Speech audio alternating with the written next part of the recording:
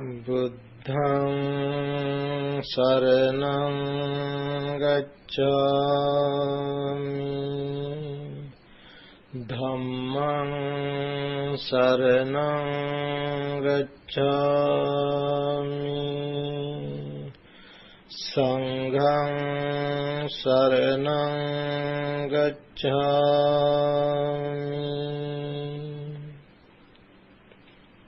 Friends, today is the full moon day.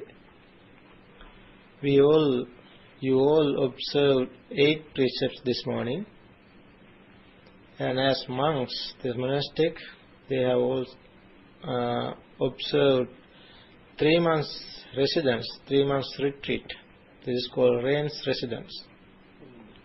This is a very important time for all of us, not only the community here, Bhavana community, to whole community outside, our devotees. This is a very important period. That is why almost every weekend now they bring dana. They come here. They bring different items for requisites for monks. So during the time, we all, both sides, the monastic and the devotees, we all are doing good deeds, more and more good deeds. We are really engaged in Dhamma. So the Buddha himself prescribed this, recommended this 3 months rains residence, and also a special ceremony called Kathina ceremony, which will be next month. As you all know, our Kathina ceremony will be on the 12th. So today, this full moon day, as usual, we have our schedule. Now this time is for the Dhamma talk. For this Dhamma talk, our topic is exposition of elements, analysis of elements. You know, we all know many different subjects, many different things. We know how to analyze many things. We know science, we know physics, quantum physics sometimes, quantum physics, and many different things to analyze things. What we analyze? We analyze matter. What we analyze? We analyze things outside, not inside. Our Buddha, our Supreme Buddha, taught us a way to analyze ourselves, to understand our own nature. So the Buddha taught us that whenever we say the person or a being, this is nothing but mind and matter. The whole world is composed of 4 elements: earth, water, fire, and air. These 4. Basically these 4. Whenever we talk about a being, there we find 2 things, mind and matter. So within us, we find this, what we call mind and matter. So the Buddha very clearly taught us who this man is. To understand this Dhamma, how the Buddha analyzed man, tonight we are going to discuss a particular discourse from Majjhima Nikaya, the middle-length sayings of the Buddha. The name of this discourse is Dhatu Vibhanga Sutta. Dhatu means elements, Vibhanga means exposition, analysis. So this is the Sutta number 140 from Majjhima Nikaya. as you all know, the Buddha attained enlightenment on the full moon day of May. After 3 months, Buddha delivered his first sermon as his maiden discourse to the 5 disciples. And after that special discourse, Buddha observed 3 months rains residence. And even after this 3 months residence, Buddha dispatched missionary monks to different places. 60 monks. Buddha, addressing the monks, said, "Go, monks, and preach this Dhamma." And Buddha sent these missionary monks, and Buddha himself started his preaching. He went to the place called Uruvela, where he attained enlightenment, from where he started his service, unparalleled service. This was in the place called Magadha. One day, while the Buddha was going from place to place, meeting different persons, as it was evening, he decided to stay over one night at a particular place, a place of a potter's house. It is potter's workshop, of course. Buddha wanted to spend one night at the potter's workshop. So the name of the potter was Bhargava. Buddha went to this place and he met this person and asked Bhargava, "If it is not inconvenient to you, can I spend one night in your workshop?" Then he said, "For me it is not an inconvenience, but there is a person like you who came earlier and he is there in the workshop. Better you ask him. If he is willing to share this, you both can spend night in the same place, the same workshop."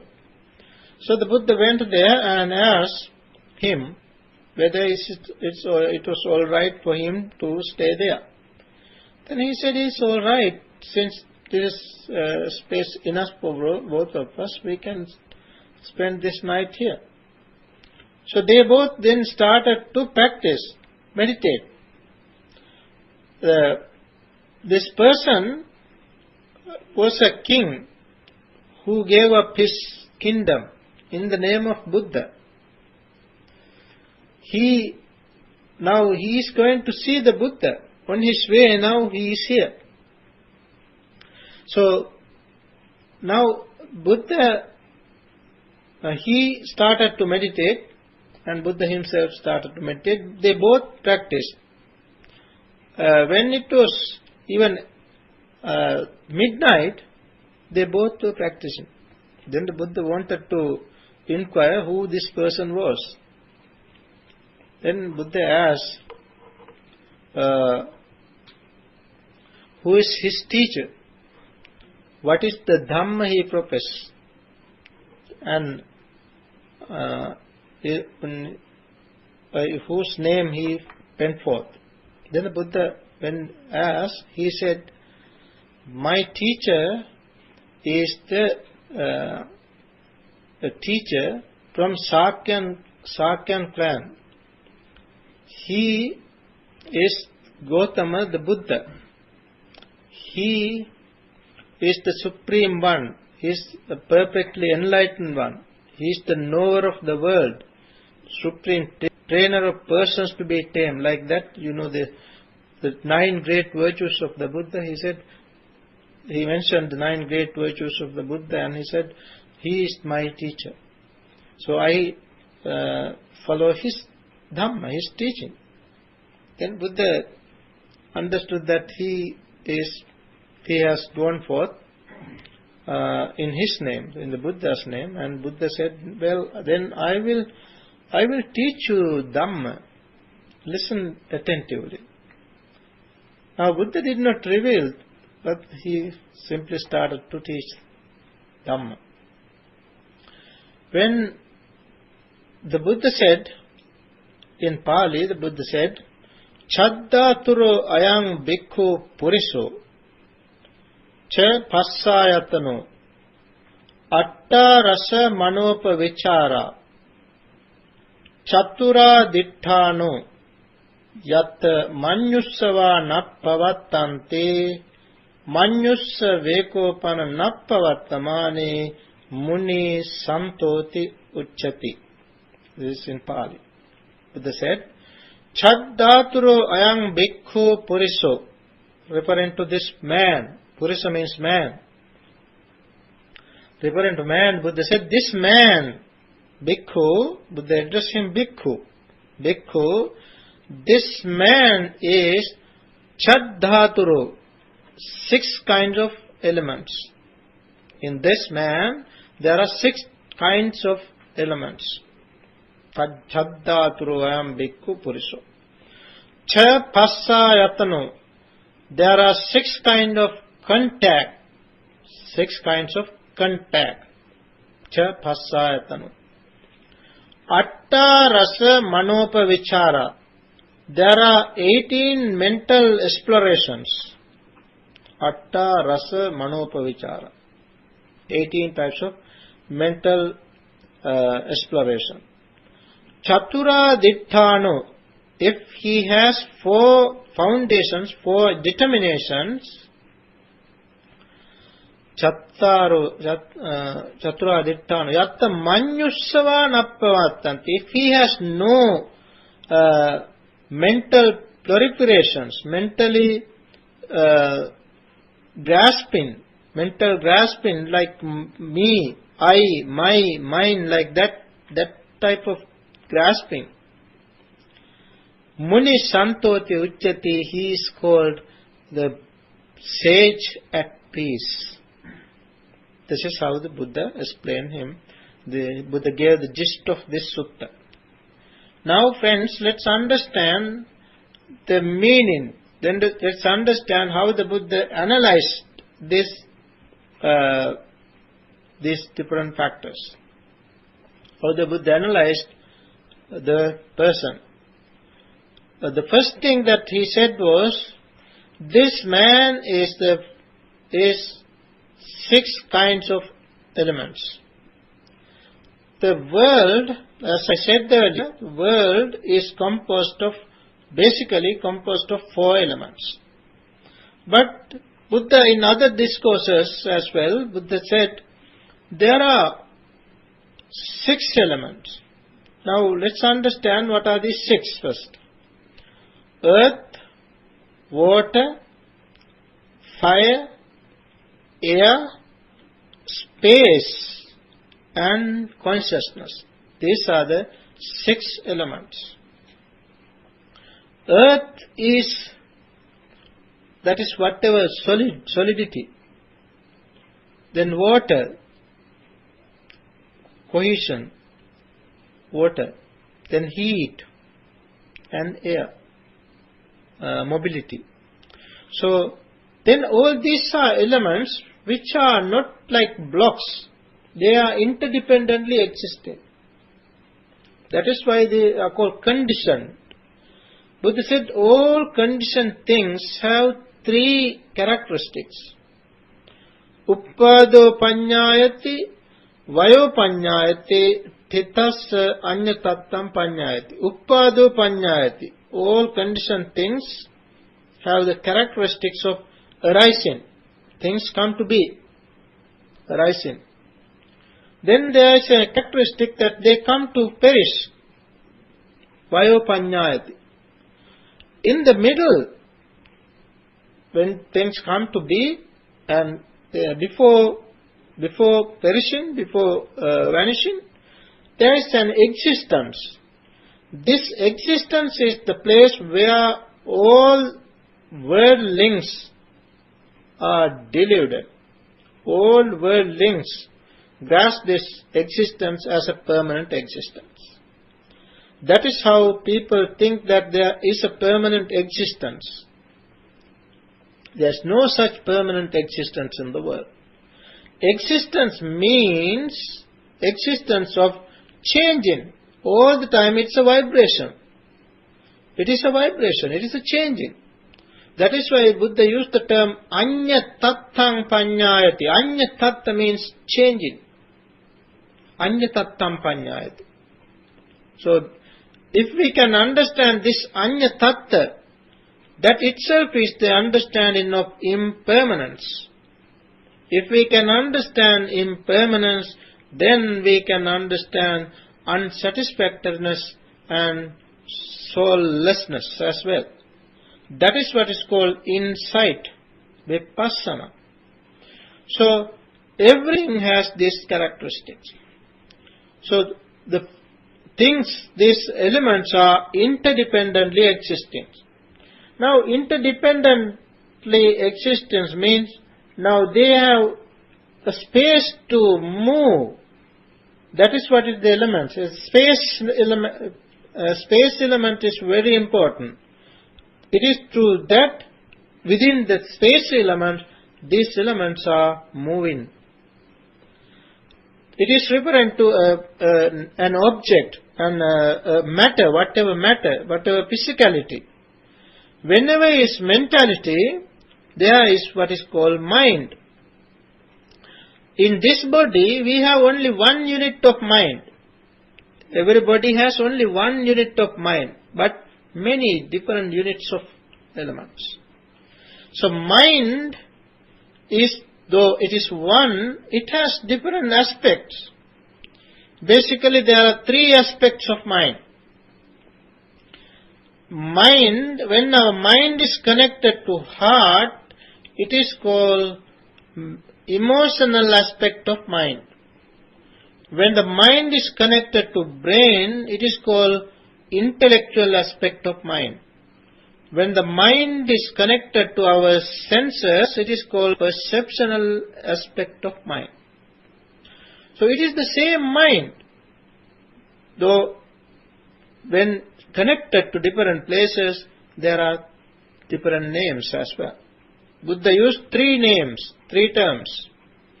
Chitta, when it is connected to heart, it is called chitta. When it is connected to brain, it is called mano. When it is connected to senses, it is called vijnana. These are the three terms that the Buddha used. Now, in this body, we have this physicality and mentality. Physicality is clear, but mentality, when we say mentality, that is nama. In Pali, that is called nama. Nama means feelings, perception, volitional formations, contact and attention. These five are called nama. This nama and consciousness, nama and vijnana, they come together and they make a circle. That is called nama rupa pacchaya vijnanam, vijnana pacchaya nama rupa, like this. Nama rupa pacchaya vijnanam, vijnana pacchaya nama rupa. It's like this. All the time, it's in a circle. Nama rupa vijnana. It makes a circle. That circle is called samsaric circle. That circle is to be broken. It is through mind. That is the way to the attainment of enlightenment. That is the way to end this samsaric journey. So the person, so-called person, is nothing but physicality and mentality. This mind and matter. So the Buddha said 6 elements. Again, earth, water, fire, air, space and consciousness. These are the 6 elements. So man is this. There is no little permanent thing. Permanent, one person or anything here, permanent. No substance, no particular entity. but all are activities. Interdependently, things are in action. No entity, but activities within and without, internally and externally. The whole system of the world is nothing but activities. This is the teaching of the Buddha. And then the Buddha said, this man is 6 kinds of contact. Let's understand the contact. What is contact? Contact means either 2 or 3 or 4, whatever the number, they come together. Now, when we see things, when we expose to the world, there is contact. Now, when we see things, see an object, we have eye, then there is an object. When we see the object, though simply having eye and the object we cannot see. In order to see things, we should have consciousness. So, eye, object and consciousness, these 3 should come together. That is called meeting. Meeting of the 3. Meeting of the 3 is called contact. So, meeting of the 3 of the eye, form, consciousness, that is called eye contact. Ear, sound and consciousness, it is called ear contact. Nose, smell, consciousness, it is called nose contact. Then tongue, taste and consciousness, that is called tongue consciousness. Body, tangible object and consciousness, it is called body contact. Mind, mental object and consciousness, that is called mind contact. These are the 6 type of contact. So the man is this. Whenever the person is born, these 6 senses are born. Birth of a person means birth of these 6 senses. Birth of a person means birth of 5 aggregates, nothing else. So 6 contacts, 6 type of contacts are those things.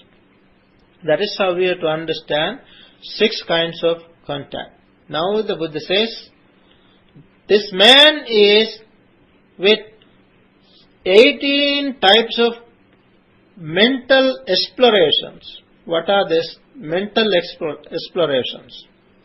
Now when we have eye, form and consciousness, then comes the contact. Whenever we have contact, then arises feeling.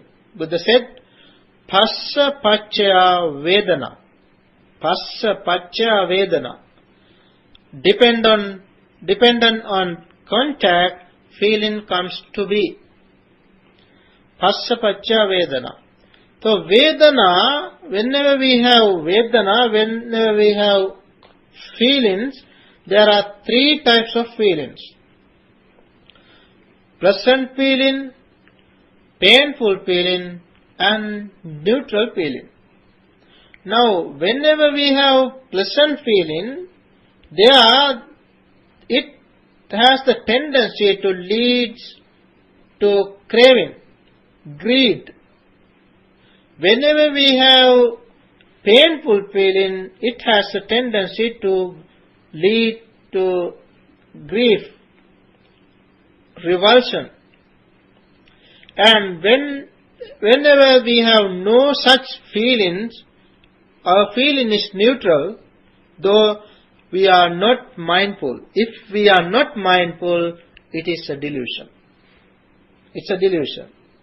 Though you are neutral means not that it is the right place. That is the place where you have to understand the Dhamma. That is the place where you have to realize the Dhamma. To realize Dhamma, you have to be mindful. If you are not mindful at the time of contact, either you end up with craving or end up with repulsion. Or neutral, though deluded. That is why when things come to contact, we have to be mindful. This is the purpose of practicing meditation. If we are mindful at the time of contact, then we can understand clearly these three feelings. We grasp neither of them. We understand greed, hatred, delusion. 3. If we understand, then we develop, instead greed, hatred and delusion, we can develop non-greed, non-hatred, non-delusion. So that is the way. So normally what happens to all beings, all these humans, in the context of humans, all of us, what happens? We simply see things, hear things, smell, taste, tangible, mentally we think, volitionally we think things, and then we grasp these things. And with that, we end up with either craving, repulsion or delusion. This is why we all have to practice Dhamma. The Buddhas are born to teach this wonderful Dhamma. So that is only one aspect. We talk about one aspect, that is how three feelings come to be through our eye. There are three things, three types of feeling through eye. Then through the ear the same, three feelings. Nose, three feelings. Tongue, through tongue, three feelings. Then body, three feelings. Then mind, three feelings. Like that, all together they become 18 types of feelings. Those are the places where we explore. That is what is called mental explorations. So whenever we explore this, if we are mindful, that is wonderful. That is the way to come to the Dhamma. And that is the way to understand, realize Nibbana. So the Buddha said, these are the 18 mental explorations. Now the Buddha said, if this person has 4 determinations, 4 foundations. What are the 4 foundations? 4 determinations. He should have panya, wisdom. Wisdom should not be neglected. That is how the Buddha put it. Wisdom should not be neglected. What is wisdom? Wisdom arises when the mind is quiet, calm. Wisdom arises within. You cannot gain wisdom from outside. You cannot communicate, you cannot transfer wisdom. Wisdom is within. When the mind is calm, when we are meditating, in short, when we are meditating, wisdom arises.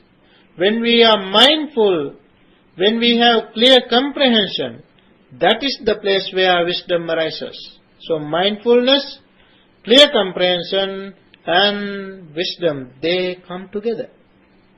They are always together. So wisdom arises within us. Wisdom and knowledge are 2 different things. Wisdom is, we develop wisdom within.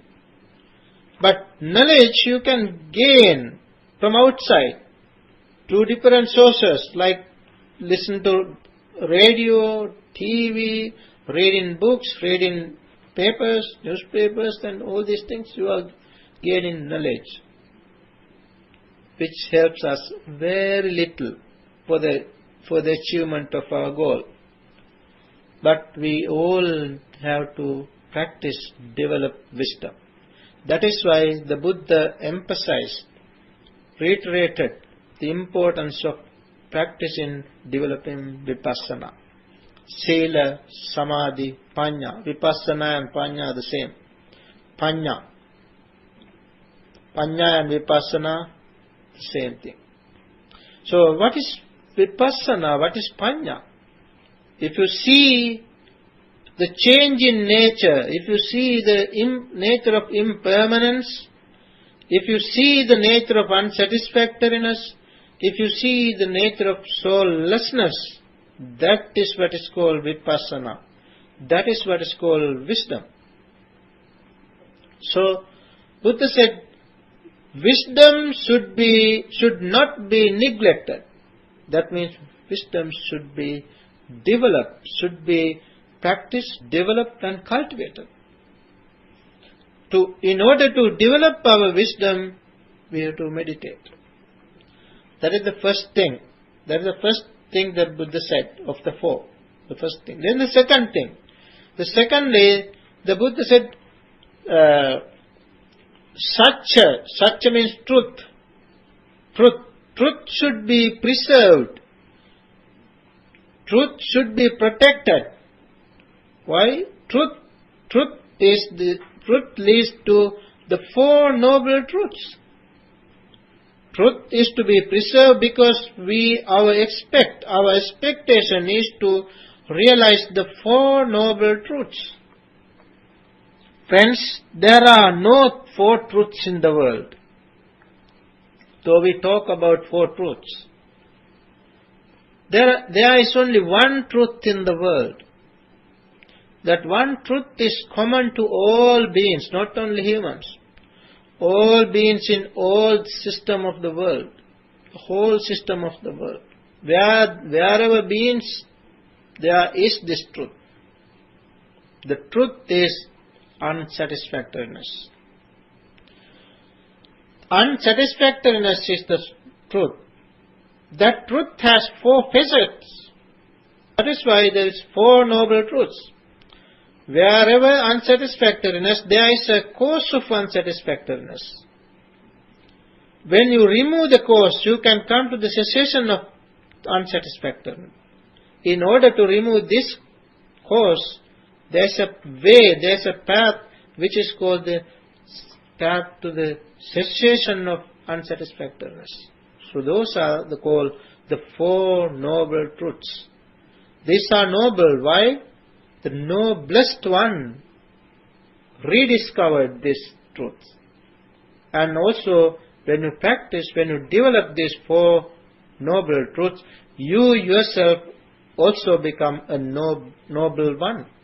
This is why they are called Noble Truths.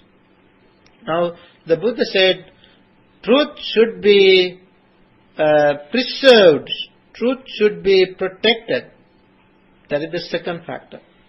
And second foundation or determination. Then the third one, the Buddha said, generosity, relinquishment should be cultivated. Should be cultivated. Relinquishment.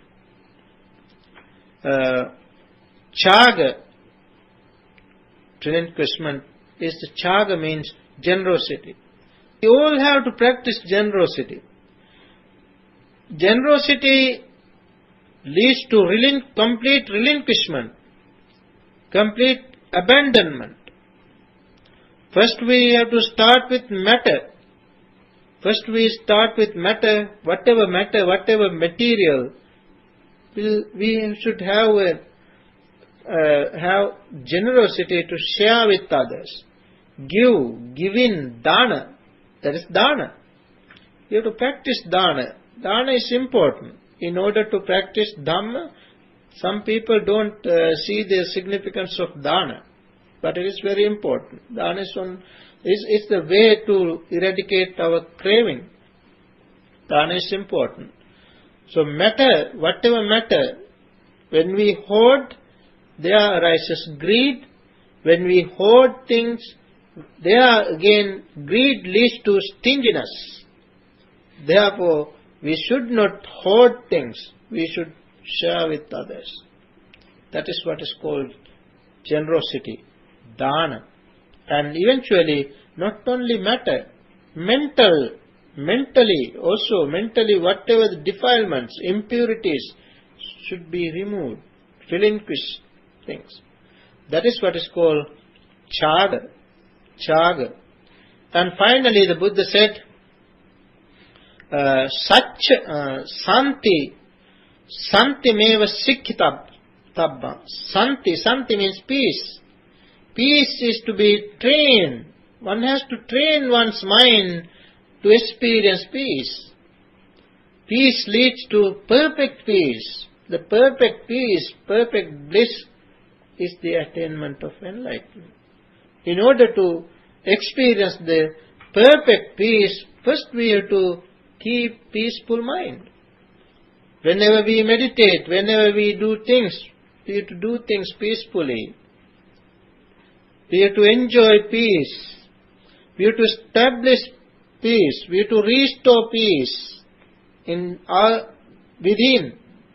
First we have to establish, we have to restore peace within. Then we can establish peace around us. Then the society, the world, then the whole world is peaceful. So in such a way, the world is peaceful if we are peaceful. So the peace is to be restored. Peace is to be re-established within us. So the Buddha in such a way taught this Dhamma to this person, this ascetic named Pukkusati. Pukkusati listened to the Buddha very carefully, attentively. He listened to the Dhamma and eventually he realized that this is the Buddha. He realized he was nothing but, he was none other than the Buddha. So the Buddha has come to me, and he became so happy, being so glad, delighted. He respected the Buddha, and then he asked, Bhante, please give me full admission to the sasana. That is upasampada, that is called upasampada, full ordination. Then the Buddha said, in order to give the full ordination, Buddha asked him whether he has the robe and the bowl, the monk's bowl. But he said no, he had no bowl and robe. Then Buddha asked him to go get this robe and bowl. Then he departed, respecting the Buddha, he departed the place, and when he went out, on the way, he was attacked by a stray cow, and he died on the spot, Pukkusati. Then the monks came to know this, and monks came to the Buddha and reported what happened to this man who listened to the Buddha, and he went seeking robe and bowl, and he died. Bhante, what happened to him, and what is his destination? They asked. Then the Buddha said, he listened to the Dhamma very well. He did not disturb me. As he listened to the Dhamma well, he cut off 5 fetters, 5 lower fetters. You know, there are 10 fetters through which we are bound to samsara. He cut off the first fetters, which are called Sakkaya Ditti, Vichikicca, Silabbata Paramasa, Kamaraga and Patiga. Sakkaya Ditti means personality belief. Sakkaya Ditti, Vichikicca is doubt. Silabbata Paramasa means clinging to rules and rituals. Kama raga, sensual desire.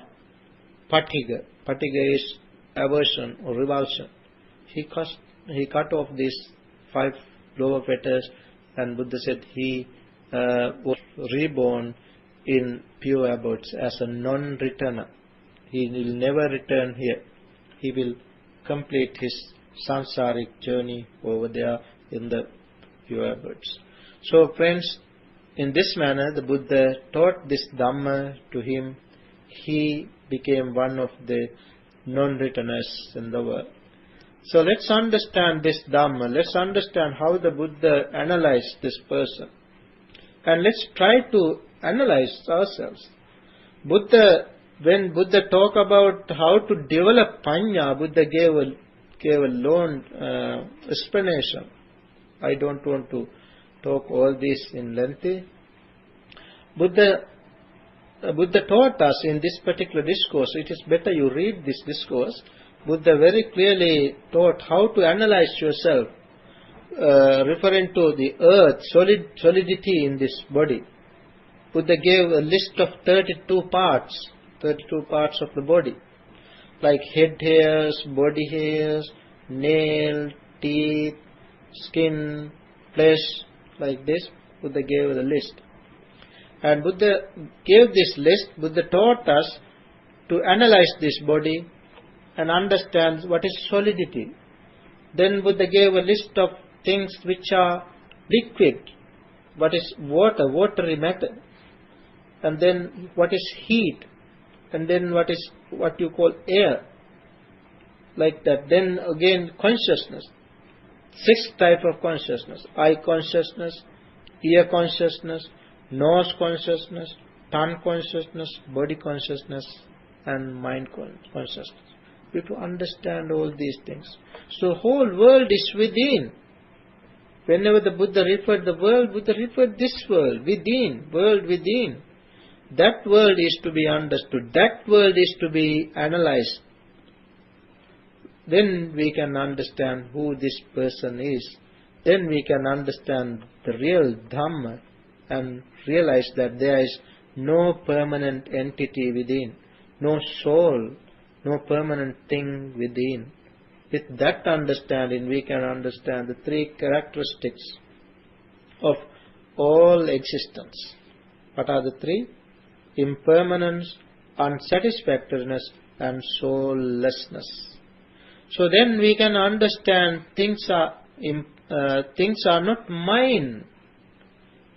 This head hair is not mine, not me, not myself. Body hair, not mine, not me, not myself. Nails, not mine, not me, not myself. Teeth, not mine, not mine, not me, not myself. Like that, we all then can understand these factors. Then we do not cling to things. Then with that understanding, that is not mere understanding, but realization. That realization is the way to attain peace, to understand, to experience the real bliss of Nibbana.